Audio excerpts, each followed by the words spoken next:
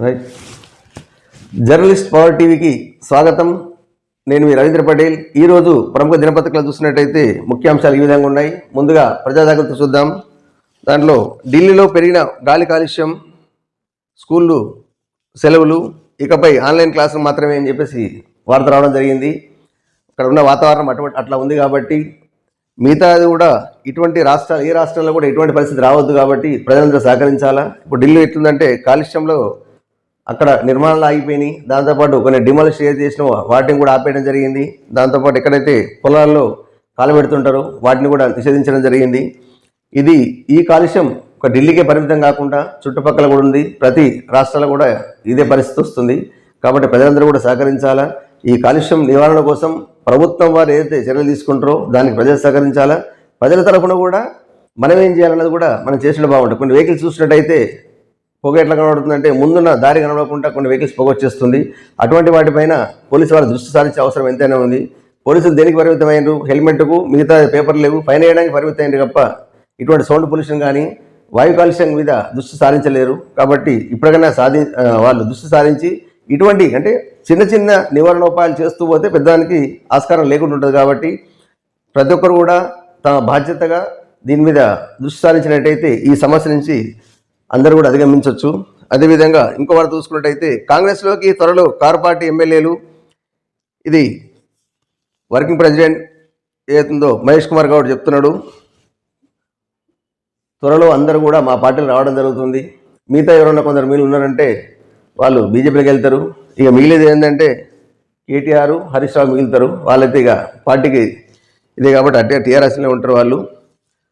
కాబట్టి ఇప్పుడైతే పార్టీ వస్తుంది. దాంతోపాటుగా ఇతను క్షేత్రస్థాయిలో పర్యటన చేసి ఇప్పుడు ఏమైతే మేము సాధించినామో ఇప్పటి వరకు ఏం చేసినామని ప్రజలకు చెప్పాలి, కార్యకర్తలు చెప్పాలి. కాబట్టి మళ్ళా పార్టీలో ఏమైనా అంతర్గతాలు ఏమైనా సమస్యలు ఉన్నట్టయితే వాటిని కూడా నివారణోపాయ కోసం నేను క్షేత్రస్థాయిలో పర్యటన చేస్తా. అదేవిధంగా వచ్చే ఎలక్షన్స్ ఉన్నాయి కాబట్టి ఎలక్షన్ పైన కూడా దృష్టి సారించే అవసరం ఉంది. కాబట్టి ఖచ్చితంగా మా కార్యకర్తలందరూ మంచి కష్టపడి వాళ్ళ సహకారంతో మళ్ళీ కూడా మేము వచ్చే ఎలక్షన్లన్నింటిలో కూడా విజయం సాధిస్తాము. కాబట్టి క్షేత్రస్థాయిలో పర్యటన చేస్తామని చెప్పి మహేష్ కుమార్ గౌడ్ చెప్పడం జరుగుతుంది. అదేవిధంగా రేవంత్ రెడ్డి మరో కీలక నిర్ణయం. ఇది ఇప్పటివరకు గవర్నమెంట్ వచ్చేసి సంవత్సరం దగ్గరికి వస్తుంది కాబట్టి దీనిలో ప్రజా విజయోత్సవాలకు రంగాలు సిద్ధం చేసింది. రాష్ట్రం అంతా పండుగ వాతావరణంలో విజయోత్సవాలు నిర్వహించాలని కీలకంగా నిర్ణయించడం జరిగింది. ఇప్పటివరకు మనం సాధించింది ఏమున్నది, ఏం చేసినాము, ఇంకా ఏం చేయబోతున్నాం అన్నది కూడా కార్యకర్తల్లో ఒకటి, దాంతోపాటు ప్రజలకు కూడా పూర్తి స్థాయిలో వివరించలేకపోతున్నాం. దానిలో మనం వెనుకబడ్డాం. కాబట్టి ఈ విజయోత్సవాలు నిర్వహించి దీనిలో పూర్తి స్థాయిలో మనం ప్రజలందరికీ కూడా అవగాహన మనం చేసిన మంచి కార్యక్రమాలు ఏమవుతున్నాయో మొత్తం చెప్తే వచ్చే ఎలక్షన్లు ఉన్నాయి కాబట్టి దానిలో దృష్టిలో పెట్టుకొని ఈ విజయోత్సవం అనేది గట్టిగా మంచిగా నిర్ణయించేసి బాగా భారీ ఎత్తున నిర్వహించేసినట్టయితే ప్రజలందరికీ మనం చేసిన ఏదైతే ఉన్నదో అన్ని మంచి పనులు చెప్పేస్తే ఏదైతే వాగ్దానాలు చేసినాం ఆ వాగ్దానాలు ఎన్ని పూర్తి చేసినాం, ఇంకా మిగిలిన ఎప్పుడు చేస్తాం, ఇవన్నీ కూడా ప్రజలకు తెలియదు. మనం కూడా ప్రచారం చేస్తలేము. ఇదంతా ఎంత చేసినా ప్రజల్లోకి వెళ్తలేదు. కాబట్టి ఈ విజయోత్సవాలు దృష్టిలో పెట్టుకొని దీని దృష్ట్యా ప్రజలందరికీ కూడా తెలిసే విధంగా మనం ప్రయత్నం చేయాలని చెప్పేసి కీలక నిర్ణయం తీసుకోవడం జరిగింది. అదేవిధంగా తెరపైకి కొత్త డిమాండ్. రాజ్యాంగంలో సెక్యులర్ సోషలిస్ట్ పదాలను తొలగించండి, కోర్టులో అటార్నీ జనరల్ ప్రతిపాదన. 15వ రాజ్యాంగ సవరణ చెల్లుబాటుపై రిట్ పిటిషన్. ముజిబుర్ రెహమాన్ను జాతిపిత హోదా తొలగింపుపై వాదన. మధ్యంతర ప్రభుత్వం అభిప్రాయం కోరిన హైకోర్టు. ఇది రాజ్యాంగ మండలి సెక్యులర్ సోషలిజం అనే పదాలను తొలగించాలని బంగ్లాదేశ్ అటార్నీ జనరల్ ఓ రిట్ పిటిషన్ విచారణ సందర్భంగా హైకోర్టులో ప్రతిపాదనలు సంచలనంగా మారింది. రిజర్వేషన్లకు వ్యతిరేకంగా విద్యార్థులు చేపట్టిన ఉద్యమం ఏకంగా హసీనా ప్రభుత్వం కూలిపోవడానికి దారితీసింది. అల్లర్లలో అట్టుడిగిన బంగ్లాదేశ్ ప్రభుత్వం ప్రస్తుతం తాత్కాలిక ప్రభుత్వం నడుస్తోంది. ఈ క్రమంలో గతంలో షేక్ హసీనా నాయకత్వంలోని అవామీ లీగ్ ప్రభుత్వం చేసిన రాజ్యాంగ సవరణ చెల్లుబాటుపై రిట్ పిటిషన్ దాఖలైంది. రాజ్యాంగేతర మార్గాల ద్వారా పాలనలో మార్పులకు మరణశిక్షను సూచించే నిబంధనలతో పాటు రాజ్యాంగం నుండి సెక్యులరిజం, సోషలిజం అనే పదాలను తొలగించాలని బంగ్లాదేశ్ ఉన్నత స్థాయి న్యాయ అధికారి ప్రతిపాదించారు. ఇది పౌరుల బృందాలు దాఖలు చేసిన రిట్ పిటిషన్పై బుధవారం నాటి విచారణ సందర్భంగా హైకోర్టులో ప్రభుత్వం తరఫున వాదనలు వినిపించిన అటార్నీ జనరల్ అహ్మద్ అసదుద్దీన్ రాజ్యాంగంలోని 4 సూత్రాలతో 2 లౌకికవాదం, సామ్యవాదం అనే పదాలతో పాటు జాతిపితగా షేక్ ముజిబుర్ రెహమాన్ పేరును తొలగించాలని ఆయన కోరారు.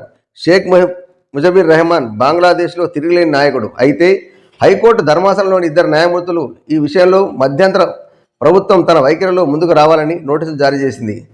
ఇది ఏదైతుందో బంగ్లాదేశ్లో జరుగుతుంది. దీని మీద ఏ నిర్ణయం తీసుకుంటుందో, మనం ఏదైతే తొలగించాలన్నామో దాని మీద ఏ నిర్ణయం తీసుకుంటుందో మనం వేచి చూద్దాం. అదేవిధంగా ఇంకో వార్త చూసుకున్నట్టయితే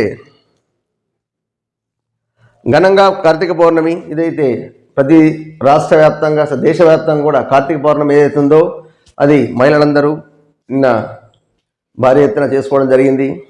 నిన్న శివకేశ్వరులకు కళ్యాణాలు, మిగతా శివాలయాలు మొత్తం అయితే భక్తులతోటి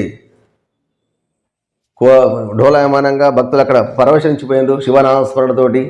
ఇదంతా మహిళలకు ఒక పండుగ వాతావరణం. అంటే అసలు నిన్న పొద్దున నుంచి 4 గంటల నుంచి స్టార్ట్ అయిందంటే సాయంత్రం వరకు శివనామస్మరణతో అక్కడ ఉన్న మందిరాలను కూడా మారుమోగిపోయినాయి. అదేవిధంగా భక్తులందరూ కూడా తన్మయత్వంలో ఈ కార్యక్రమం అవుతుందో తులసి లగ్గలు అంటాం కదా, ఆ రకంగా అన్ని కార్యక్రమాలు చేయడం జరిగింది. ఇది మహిళలకు ఒక పెద్ద పండుగనే అనుకోవాలి. అదేవిధంగా ఇంకో వారు చూసినట్టయితే అంగరంగ వైభవంగా లింబాద్రి గుట్ట జాతర ఇది కార్తీక పౌర్ణమి రోజు జరుగుతుంది. దీంట్లో ఇది చాలా పురాతనమైనది. ఇది నిజామాబాద్ జిల్లాలోని భీమ్గల్ మండలంలో ఉంది. ఈ చాలా పురాతనం, అంటే చాలా పురాతనమైన ఆలయం, చాలా మహిమల క్షేత్రము. ఇక్కడ ప్రతి సంవత్సరం ఏదైతే కార్తీక పౌర్ణమి రోజు ఈ జాతర జరుగుతుంది. ఈ జాతరకు ఇక్కడని కాదు, చాలా దేశాల, అంటే చాలా పక్క రాష్ట్రాల నుంచి వచ్చే వాళ్ళు కొందరు ఉన్నారు. మన జిల్లాలో అవుతుందో ఆ జిల్లాల నుంచి కాకుండా పక్క జిల్లాల నుంచి వచ్చే వాళ్ళు కూడా చాలా మంది భక్తులు ఉన్నారు. కొందరికి ఇంటి దేవుడే కాబట్టి, చాలామందికి ఇంటి దేవుడు కాబట్టి ఈ క్షేత్రానికి విరివిగా జనాలు వస్తూనే ఉంటారు ఎప్పుడు కూడా. యాదగిరి కొట్టకున్నంత ప్రాముఖ్యత దీనికి కూడా ఉంది. కానీ సౌకర్యాలు ఏం మాత్రం కొట్టొచ్చడం కనబడుతుంది. లక్షల్లో భక్తులు వస్తున్నారు, ఇన్కమ్ కూడా ఉంది. మరి దాని గురించి ప్రభుత్వం వారు ఎందుకు దాన్ని పట్టించుకుంటలేదు? ఎన్ని ప్రభుత్వాలు మారుతున్నాయి, నాయకులు వస్తున్నారు, మంత్రులు వస్తున్నారు, దర్శనం చేసుకుంటారు, వాళ్ళ కోరికలు ఏతున్నాయి పాపం వాళ్ళు నిర్వర్తించుకుంటారు. భగవంతుడు కూడా ఆ రకంగా వాళ్ళందరికీ కూడా అన్ని రకాలుగా ఆశీర్వాదాలు. అక్కడ ఉన్న మహిమాన్వితమైన ప్రదేశం కాబట్టి అందరూ వస్తూ పోతున్నారు. కానీ అక్కడ ఉన్న డెవలప్మెంట్ మాత్రం ఇక్కడ కనబడతలేదు. అక్కడ ఇంతప్పుడు జాతర జరిగినప్పుడు లైటింగ్ సౌకర్యం సరిగా లేదు, బాత్రూమ్ వ్యవస్థ సరిగా లేదు, మిగతా అక్కడ అసౌకర్యాలు లేమి కొట్టొచ్చడం కనబడుతుంది. మరి అధికారులకు ఎవరికి కనబడతలేదు, నాయకులకు కనబడతలేదు. వస్తున్నారు, దర్శనం చేసుకుంటున్నారు, వాళ్ళ మొక్కులు ఏమంటే మొక్కులు తీర్చుకుంటున్నారు, పోతున్నారు. గత ప్రభుత్వం అదే ఇదైంది, ఇప్పుడు ఈ ఉన్న ప్రభుత్వం కూడా అదే ఉంది. కాబట్టి ఇప్పటికైనా నాయకులు దాంతోపాటుగా ముఖ్యమంత్రి గారు కూడా దృష్టి సారించినట్టయితే ఇది కూడా మరో యాదగిరి గుట్టను తలపించేంత మహిమాన్విత ప్రదేశం కాబట్టి ఇప్పటికైనా అక్కడ ఉన్న స్థానిక నాయకులు ఎవరైతే ఉన్నారో చొరవ తీసుకొని దాన్ని ఆ గుడిని డెవలప్మెంట్ చేసినట్టయితే అది కూడా ఒక మంచి మహిమాన్విత క్షేత్రం కాబట్టి యాదగిరిగుట్టను తలపిస్తుంది. కాబట్టి ఇప్పటికైనా స్పందించండి. మళ్ళీ వచ్చే సంవత్సరం వరకు ఈ పరిస్థితి ఉండకుండా ఒక యాదగిరిగుట్ట ఎట్లయితుందో ఆ రకంగా మంచి చేసినట్టయితే ఫుల్ డెవలప్మెంట్ వస్తుంది. కాబట్టి ఇప్పటికైనా అధికారులు స్పందించండి. ఏ నాయకుడైనా ముందుకు వచ్చి చేసినట్టయితే అది చాలా సంతోషం. ప్రజలందరూ కూడా వాళ్ళు ఎప్పుడు కూడా హర్షిస్తారు వాళ్ళ పైన. ఎందుకంటే అందరూ వస్తున్నారు, ఏ నాయకుడు బాగు చేస్తారని ప్రజలు ఎదురు చూస్తున్నారు అక్కడ. కానీ ఏ నాయకుడు పట్టించుకుంటలేడు, వస్తున్నారు, దర్శనం చేసుకుని పోతున్నారు తప్ప. ఇప్పటికైనా స్థానిక నాయకులు ఎవరైతే ఉన్నారో అక్కడ వాళ్ళు, దాంతోపాటు అధికారులు స్పందించి ఈ గుడిని మన బాగు కోసమే మొక్కుకుంటున్నారు. మరి దేవుని బాగు కోసం అయితే ఇక్కడ చూస్తలేరు, దర్శనం చేసుకొని వెళ్ళిపోతారు. కాబట్టి ఇప్పటికైనా స్పందించి ఆ క్షేత్రాన్ని ఇంకా డెవలప్మెంట్ చేసినట్టయితే ఇంకా భక్తులు విరివిగా రావడానికి అవకాశం ఉంది. కాబట్టి ఇప్పటికైనా స్పందించాలని చెప్పేసి ప్రజలందరూ కోరుతున్నారు. అదేవిధంగా ఈనాడు చూసినట్టయితే దానిలో ముఖ్యంగా సైబర్ బాధితులకు గోల్డెన్ అవరే, నేరం జరిగిన గంటలోపే ఫిర్యాదుతో డబ్బు భద్రం. రాష్ట్రంలో ఈ ఏడాది ఇప్పటి వరకు 100 కోట్ల రికవరీ. కీలకంగా పనిచేస్తున్న I4C. ఇది మనం ఏదైతే కొన్ని మెసేజ్లు ఎట్లంటే మళ్ళీ ఏముందో అని ఇప్పుడైతే కొత్తగా ట్రెండ్ మారింది. పెళ్లి పత్రికల రూపంలో కూడా కొన్ని ఆహ్వానాలు వస్తున్నాయి మనకు. దాన్ని మనం క్లిక్ చేసినట్టయితే అన్నీ కూడా బ్యాంక్ ఖాతాల నుంచి మిగతా అన్ని డేటా మొత్తం వాళ్ళకి వెళ్ళిపోతుంది. కాబట్టి నేరస్తులకు అక్కడి నుంచి కూడా మన డబ్బు మొత్తం తస్కరించే ఆస్కారం ఉంది. కాబట్టి ఎవరైతే ఫోన్లు వాడుతున్నామో వాట్సాప్ వచ్చే మెసేజ్ కావచ్చు, ఇంకా మెయిల్స్ ఏమైనా కావచ్చు, ఏదన్నా మీరు ఆలోచించి చూడండి. ఏమాత్రం పొరపాటు జరిగినా మన ఖజానా ఖాళీ. కాబట్టి అటువంటిది ఏమైనా జరిగినప్పుడు మీరు తొందరగా స్పందించి మనం పోలీసు వాళ్ళని సంప్రదించినట్టయితే మన డబ్బును మళ్ళీ రికవర్ చేయడానికి 100% ఆస్కారం ఉంది. కాబట్టి తొందరగా స్పందించండి. ఎట్లయితే ఏదైనా ప్రమాదం జరిగినప్పుడు డాక్టర్ హాస్పిటల్కి వెళ్ళి ఏం చేస్తారు, ఒక 1 అవర్ లోపల తీసుకొస్తే ఇది గోల్డెన్ అవర్ అండి, ఈ గోల్డెన్ అవర్ లోపల మీరు ఎప్పుడైనా తొందరగా స్పందించినట్టయితే, కాలయాపన చేయకుండా మా దగ్గర వచ్చినట్టయితే ఆ పేషెంట్ని మనం కాపాడడానికి ఆస్కారం ఎక్కువ ఉంటుంది. అంటే కనీసం 99% కాపాడగలుగుతాం మనం. అదేవిధంగా దీంట్లో కూడా ఒక 1 అవర్ అనేది గోల్డెన్ అవరే. మన డబ్బులు మనం రికవరీ చేసుకోవాలంటే అంత లోపలే మనం వెళ్ళినట్టయితే అక్కడ ఉన్న స్టాఫ్ తొందరగా స్పందిస్తారు. దీని మీద ఏం చేయాలని తొందరగా చూసినట్టయితే ఈ డబ్బులు వాళ్ళ ఖాతానికి వెళ్లకుండా మనం కాపాడగలుగుతాం. అదే జరిగింది ఏంది, ఒక అతను స్టాక్ మార్కెట్లో పెట్టుబడులు పెడితే లాభాలు బాగా వస్తాయని చెప్పి నమ్మించి హైదరాబాద్ చెందిన ఒక వ్యక్తి నుంచి 1,22,26,205 రూపాయలు కొల్లగొట్టారు. మోసం జరిగిందని తెలుసుకున్న బాధితుడు వెంటనే పోలీసులకు ఫిర్యాదు చేశాడు. తక్షణం స్పందించిన పోలీసులు బ్యాంకు లావాదేవీలు నిలిపేయడం ద్వారా 1,05,00,000 రూపాయలు కాపాడగలిగారు. అప్పటికే నేరస్తుడు ఒక 10 లక్షలు దాకా అతడు వెళ్ళిపోవడం జరిగింది. కాబట్టి తొందరగా స్పందించినట్టయితే మన డబ్బులు మనం కాపాడుకోవచ్చు. ముఖ్యంగా అన్నోన్గా ఎవరిపైన వస్తున్నాయా ఒకసారి చూసుకొని ఏది ఓపెన్ చేయాలా ఏది ఓపెన్ చేయొద్దని మెయిల్స్ కావచ్చు, ఇప్పుడు పెళ్లి పత్రికల రూపం కూడా వస్తున్నాయి. అంటే ఏదో ఒక దాని మీద వస్తున్నాయి కాబట్టి దాన్ని ఓపెన్ చేసే ముందు ఆచితూచి ఆలోచించి ఓపెన్ చేయండి. ఏమాత్రం పొరపాటు జరిగినదైతే వాస్తవంగా అయితే కొన్ని ఓపెన్ చేయాల్సిన అవసరం లేదు. అయినా కొన్నిసార్లు మీరు ఏదైనా అంటే వేరే మనదే ఏదో వచ్చిందని చెప్పి మనం ఓపెన్ చేసినట్టయితే జరగానే పొరపాటు జరిగింది అయితే తొందరగా స్పందించండి. కాలయాపన చేయకుండా పోలీసు వాళ్ళని సంప్రదించినట్టయితే ఆ అమౌంట్ ఏదైతుందో మనం రికవర్ చేయడానికి 100% ఆస్కారం ఉంది. కాబట్టి ప్రతి ఒక్కరు కూడా దీనిపైన అవగాహన పెంచుకున్నట్టయితే ఫోన్ వాడడం ఒకటే కాకుండా దీనిపైన అవగాహన పెంచుకోండి. లేకుంటే ఎందుకంటే చాలా కుటుంబాలు కూడా ఇటువంటి నష్టపోయి రోడ్డుపైకి వచ్చినవి ఉన్నాయి. కొన్నిసార్లు అయితే కొన్ని కుటుంబాలు ఆత్మహత్య చేసుకునే కొన్ని ఉన్నాయి. కాబట్టి ఇకనైనా ప్రజలందరూ కూడా జాగ్రత్తగా అప్రమత్తంగా ఉండాలని చెప్పేసి పోలీసు వాళ్ళు చెప్తున్నారు. దాంతోపాటుగా మనం కూడా కొంచెం జాగ్రత్తగా ఉండమన్నది, మన డబ్బును మనం కాపాడుకోవాలి. డబ్బులు ఊరికే రావు, కష్టపడితేనే సంపాదిస్తున్నాం. ఆ సంపాదించిన డబ్బు ఏతుందో దాన్ని పొదుపుగా వాడుకుంటాం. కానీ బ్యాంకులో ఉన్నప్పుడు ఇటువంటి చిన్న ఏదైనా మిస్టేక్స్ జరగడం వల్ల ఉన్నది మొత్తం అంటారు కదా, మొత్తం కష్టపడడం మొత్తం ఊడ్చుకుపోయింది అన్నట్టు. అలా జరగవద్దు అంటే మాత్రం మనం కూడా జాగ్రత్త ఉండాల్సిన అవసరం ఎంతైనా ఉంది. అదేవిధంగా సబ్ రిజిస్టర్ కార్యాలయాల్లో ఫిర్యాదులు పెట్టి అన్ని చోట్ల తప్పనిసరిగా ఏర్పాటు చేయాలి. సమస్యలు ఉన్నతాధికారి పరిష్కరించాలి. ఆరోపణలపై విచారణ జరిపి చర్యలు చేపట్టాలి. హైకోర్టు మార్గదర్శకాలు జారీ. ఇది రాష్ట్ర వ్యాప్తంగా ఉన్న సబ్ రిజిస్టర్ కార్యాలయాల్లో ఫిర్యాదులు వినతులు సమర్పించడానికి ప్రత్యేకంగా ఫిర్యాదులు పెట్టను తప్పనిసరిగా అందుబాటులో ఉండేలా చర్యలు తీసుకోవాలంటూ ప్రభుత్వానికి హైకోర్టు ఆదేశాలు జారీ చేసింది. వీటిని రిజిస్ట్రార్ లేదా ఆపై ఉన్నతాధికారి పరిశీలించి విచారణ చేపట్టి చట్ట ప్రకారం చర్యలు తీసుకోవాలని రంగారెడ్డి జిల్లా షేర్లింగంపల్లి మండలం కొండాపూర్ రంగారెడ్డి జిల్లా joint sub register plot registration చేయకపోవడాన్ని సవాల్ చేస్తూ హైకోర్టులో కేపీహెచ్బికి చెందిన రమ్యశ్రీ మరొకరు హైకోర్టులో పిటిషన్ దాఖలు చేశారు. ఈ సందర్భంగా ఇక్కడ హైకోర్టు ఇది వ్యాఖ్యానించడం జరిగింది. ఇది ఒక సబ్ రిజిస్ట్రార్ కార్యాలయకే కాకుండా ప్రతి ఆఫీసులో కానివ్వండి, పెట్రోల్ బంకుల్లో కూడా, ఎందుకంటే పెట్రోల్ బంకులో సౌకర్యాలు కూడా కొన్ని కనబడుతుంటుంది. అక్కడ ఉన్న స్టాఫ్ ఏతుందో వాళ్ళు కూడా అంటే మాట సరిగా లేకపోవడం, కస్టమర్లను సరిగా చేయకపోవడం, ట్రీట్ చేయకపోవడం, అసౌకర్యాలు ఏమి కూడా ఉన్నది. అటువంటివి కూడా ప్రతి దగ్గర కూడా మన ఫిర్యాదులు పెట్టే ఉండాల్సిన అవసరం ఎంతైనా ఉంది. దాంట్లో వచ్చే సమస్యలు కూడా ఎవరైతే కంప్లైంట్ చేసిండ్రో వాళ్ళ నుంచి మళ్ళీ వాళ్ళ ప్రత్యక్షంగా సమస్యను విన్నవించినప్పుడు ఆ జరిగిన విచారణ కూడా వాళ్ళకి పంపాల్సిన అవసరం కూడా ఎంతైనా ఉంటుంది. ఏదో సమస్య వేసింది కదా అని చెప్పి పక్క పెట్టకుండా ఆ సమస్య ఎంతవరకు వాస్తవం ఉన్నది ఉన్నతాధికారులు ఎవరైతే వాళ్ళ పై అధికారులు ఏదైతే మరి కోర్టు చెప్పడం జరిగిందో అదేవిధంగా వాళ్ళ అధికారులు ఏవైతుందో నెలకు 2 నెలలకు టైం పెట్టుకొని ప్రతిసారి వచ్చే కంప్లైంట్స్ ఏవైతున్నాయో ఆ సమస్యలు కూడా పరిష్కరించే ప్రయత్నం చేసినట్టయితే, ఒకటి ఎవరైతే అధికారుల పైన ఇట్లా ఇంకా వచ్చిన కంప్లైంట్ వచ్చినట్టయితే దాన్ని కూడా పూర్తి స్థాయిలో పరీక్షించి లోతుగా విశ్లేషించిన తర్వాత వాస్తవమే అనేటువంటి కంప్లైంట్ దాని మీద ఖచ్చితంగా చర్యలు తీసుకోవాల్సిన అవసరం ఎంతైనా ఉంది. అదేవిధంగా కంప్లైంట్లో తప్పు ఉన్నది అన్నప్పుడు కూడా, ఎందుకంటే కంప్లైంట్ చేయడం అనేది ఈజీ, అది వాస్తవమా కాదని మీరు గమనిస్తున్నారు. కానీ అటువంటి కంప్లైంట్లు కూడా పదే వచ్చినట్టయితే అతని మీద కూడా ఎవరైతే కంప్లైంట్ అంటే నిరాధారణమైన ఆరోపణలు చేయడం కూడా చట్టవిరుద్ధమే. కాబట్టి దాని మీద కూడా చర్యలు తీసుకునేట్టు ఉండాలా.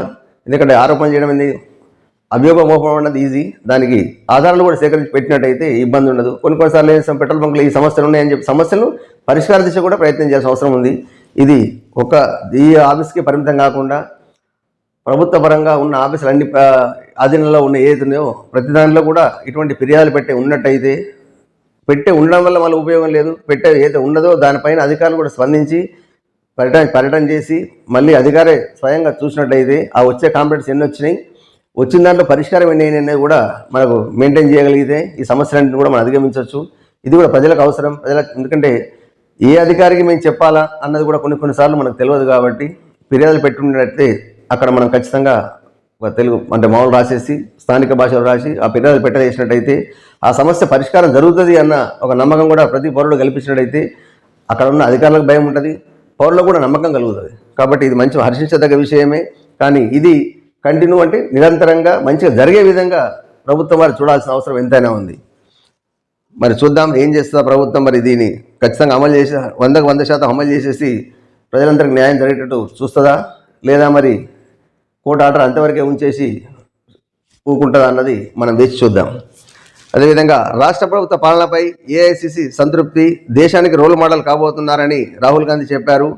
ఇది ఈనాడు ఈటీవీతో పిసిసి అధ్యక్షుడు మహేష్ కుమార్ గౌడ్ ఏదన్నారో ముఖ్యమంత్రి మారుతాడు, అదే ఇతడు అంటే మామూలు ఇది లేదు, ఎప్పుడైనా ఇది కావచ్చు, రాష్ట్రంలో అంత పెద్దగా మీ ప్రభుత్వం అంటే సెంట్రల్ ఎవరైతే వీళ్ళ కమిటీ రాహుల్ గాంధీ అసంతృప్తి ఉన్నాడు అని చెప్పేసి మన ప్రతిపక్షాలు అవి జరుగుతుంటాయి కదా, దానికోసం కౌంటర్గా అటువంటిది ఏమీ లేదు.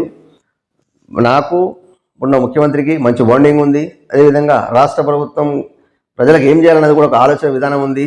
మా పైన రాహుల్ గాంధీ కూడా పూర్తి నమ్మకం ఉంది. మీరు తెలంగాణ ఒక రోల్ మోడల్గా తీర్చిదిద్దాలా అనేది చెప్పడం జరిగింది. అంటే ఆ రకంగా మాకు అందరికీ బాండింగ్ ఉన్నది. మేము కూడా రాహుల్ గాంధీని ప్రధానమంత్రిని చేసే లక్ష్యంతో మేము అంత పనిచేస్తున్నాము అని చెప్పేసి మహేష్ కుమార్ చెప్తున్నాడు. ఓకే, వాళ్ళ వ్యూస్ వాళ్ళకు ఉన్నాయి. ఏది చేస్తున్నా లాస్ట్కు నిర్ణయం తీసుకునేంత ప్రజలే. ఆ ప్రజలు ఏ నిర్ణయం ఇప్పుడు ఏం తీసుకుంటారు అన్నది మనం చూద్దాం. అదేవిధంగా లగచర్ల రైతులపై 3rd డిగ్రీ, వారి చేతులు కాళ్ళు కమిలిపోయాయి. ప్రైవేట్ వ్యక్తులు కాంగ్రెస్ నాయకులతో కలిసి పోలీసుల దాష్టికం, పేదల భూముల్ని సీఎం రేవంత్ రెడ్డి కొల్లగొడుతున్నారు. కేటీఆర్ ధ్వజం. ఇది వాస్తవంగా ఏంటంటే అక్కడ జరగాల్సింది కాదు, అయినా జరిగిందని మరి ఈ విధంగా అంటే ఇప్పుడు కాళ్ళు చేత కమిలిపోతున్నాయి అంటున్నారు. వాళ్ళు ఎవరైతే బాధితులు ఉన్నారో ఖచ్చితంగా కోర్టు కలిసినప్పుడు కోర్టులో వాళ్ళ సమస్యను చెప్పుకున్నట్టయితే కోర్టు చట్టపరంగా ఇటువంటిది పోలీసు వాళ్ళు అరెస్ట్ చేయడం అన్నది వాళ్ళ పరిధి. దాని తర్వాత విచారణ జరిపి ఏదున్నా ఎఫ్ఐఆర్ కాపీ రాయడము, దాన్ని కోర్టు సబ్మిట్ చేయడము, కోర్టు ఏ నిర్ణయం తీసుకున్నా కోర్టే తీసుకుంటుంది. అంతే తప్ప ఈ రకంగా వీళ్ళినప్పుడు కేటీఆర్ చెప్పినట్టు చేతులు కాలు కనిపెట్టిన కరెంట్ ఇది పెట్టేసి ఏదో 3rd డిగ్రీ ఉపయోగించి చేసిన అంటున్నారు.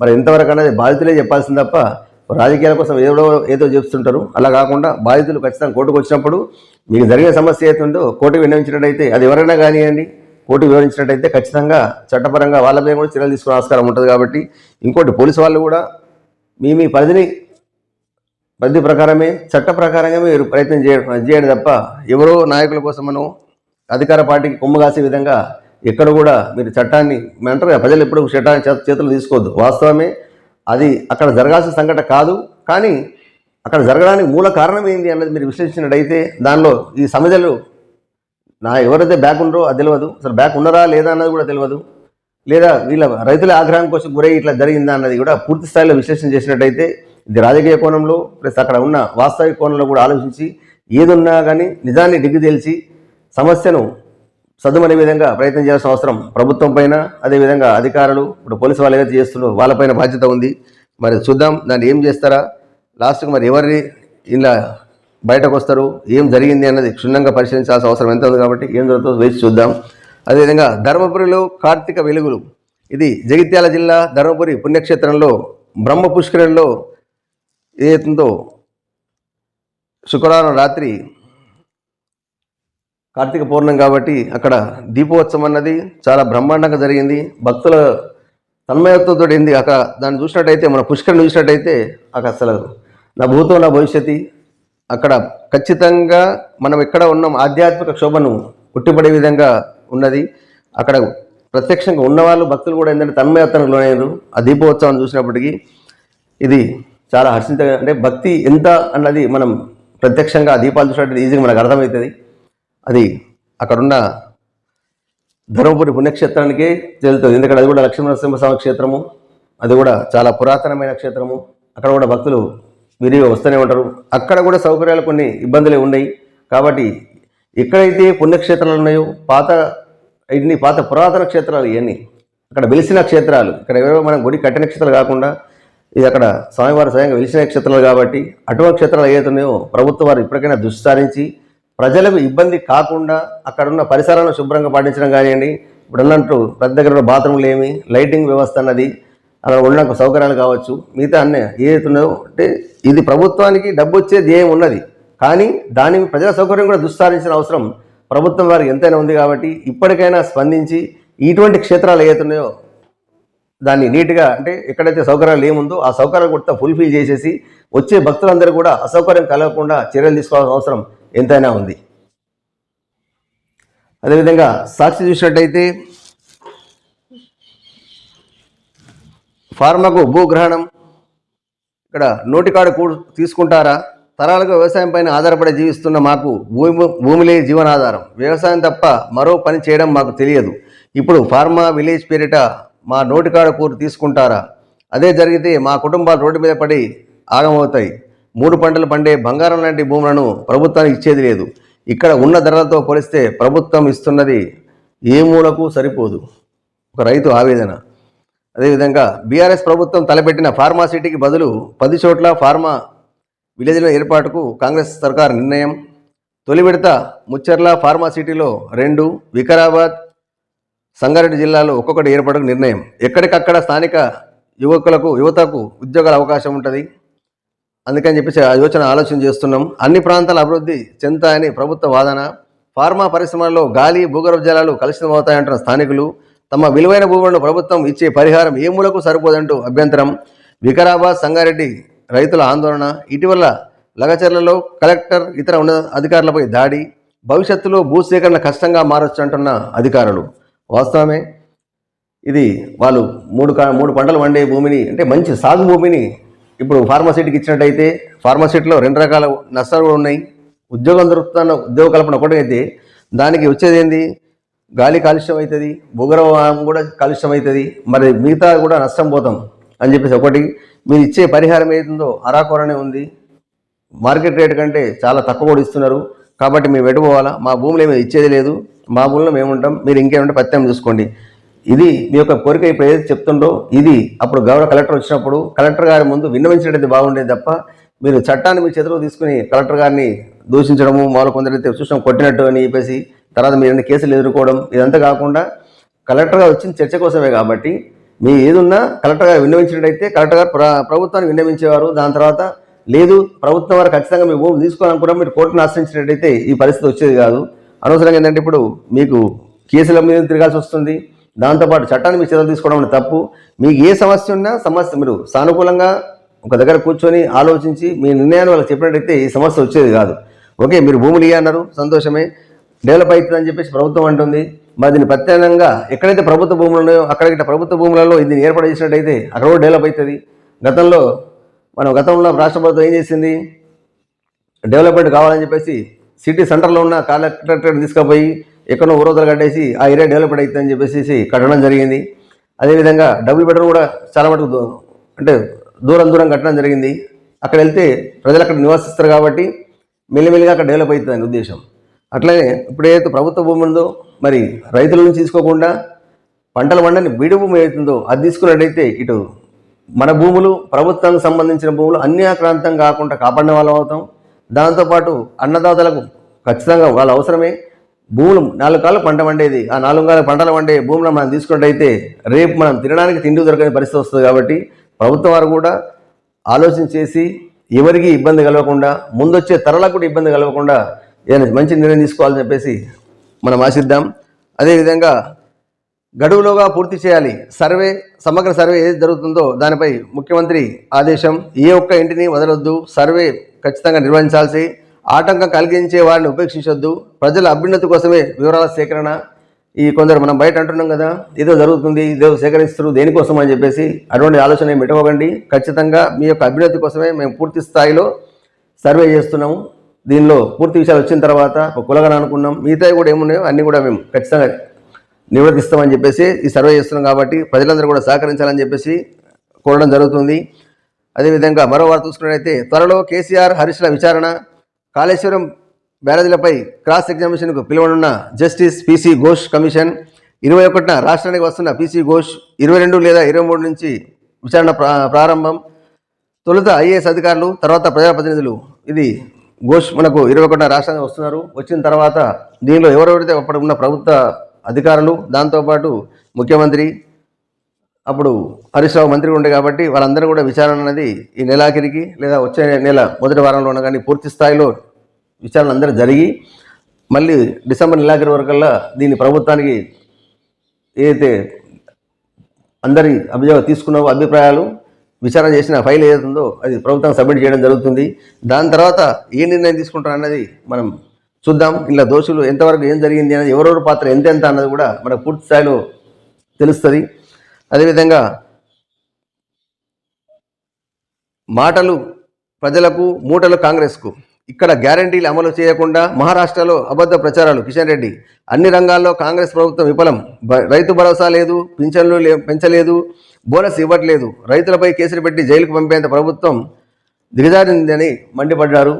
ఇది ఇప్పుడు ఏదైతే ఇక్కడ మహారాష్ట్ర ఎలక్షన్ జరుగుతున్నాయో అక్కడ పోయి ఇక్కడ ఏం పథకాలన్నీ ఎప్పుడైతే ఎలక్షన్ టైంలో పెట్టినామో ఆ పథకాలన్నీ పూర్తి స్థాయిలో అమలు చేస్తున్నాం, మేము తెలంగాణ ప్రభుత్వం మంచిగా ఉంది అని చెప్పేసి మహారాష్ట్రలో అబద్ధ ప్రచారం చేస్తున్నారని చెప్పేసి ఇది కిషన్ రెడ్డి ఫైర్ అవుతున్నాడు. ఎక్కడ ఏం చేసినా అంటే గతంలో ఉన్న మనం ఇది కర్ణాటక మొత్తం పూర్తి స్థాయిలో ఇస్తున్నామని చెప్పేసి ఇక్కడ మన ప్రచారం చేశారు.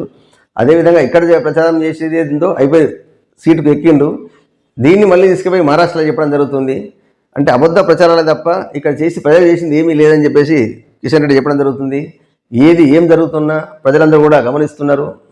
ఎప్పుడైతే ఎలక్షన్లు ఎన్నుకున్నారు దాని తర్వాత మళ్ళీ ఏం చేయాలన్నది ప్రజలకు తెలుసు కాబట్టి ప్రజలు చూస్తూనే ఉన్నారు. ఎవరు కూడా మేము చేసేది మొత్తం కరెక్ట్ అని మీరు అనుకున్నా, అంటే రాష్ట్ర ప్రభుత్వం కావచ్చు, ప్రతిపక్షంలో ఉన్న ప్రభుత్వం కావచ్చు, ఏదైనా కానివ్వండి, మీరు చేసేది మొత్తం ప్రజలు గమనిస్తున్నారు. ప్రజలు ఏ నిర్ణయం తీసుకోవాలన్నా, ఎవరికి మళ్ళీ అధికారం కట్టబెట్టాలన్నా అది ప్రజలకే చెందుతుంది. అదేవిధంగా పెట్టేదే లేదు. రేవంత్ రెడ్డి లాంటి వాళ్ళను చాలామందిని చూసాం. కేటీఆర్, మేము అధికారంలోకి వచ్చాక ఏం చేయాలో తెలుసు, రాబంధంలా పేదల భూములు కొల్లగొడుతున్నారు, లగచర్ల బాధితులకు పోలీసులు క్రూరంగా హింసించారు, ఈ రోజు కొడంగల్ తిరగబడింది, రేపు తెలంగాణ తిరగబడుతుందన్న వ్యాఖ్య. సంగారెడ్డి సెంట్రల్ జైల్లో లగచర్ల బాధితులతో ములాఖాత్ అయిన బీఆర్ఎస్ వర్కింగ్ ప్రెసిడెంట్. ఏదైతే బాధితులు ఉన్నారో రైతులు వాళ్ళు జైల్లో ఉన్నారు కాబట్టి వెళ్ళి వాళ్ళని కలిసి వాళ్ళకు జరిగిన ఏందో క్షుణ్ణంగా వినడము, విన్న తర్వాత బయటకు వచ్చిన తర్వాత పత్రికాముఖంగా ఇది చెప్పడం జరిగింది.